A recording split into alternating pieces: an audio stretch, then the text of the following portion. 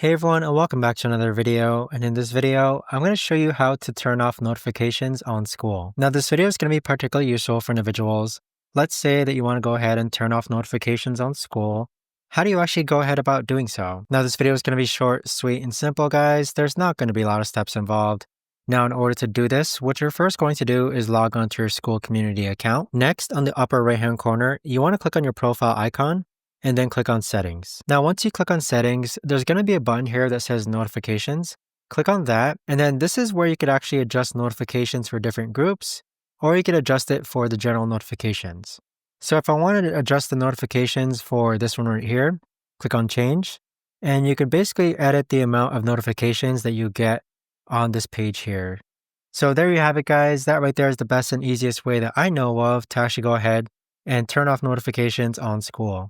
If you guys know of a better or easier way to actually do this, let me know in the comments down below. I would love to know. Thanks so much for watching, everyone, and I'll see you guys all in the next video.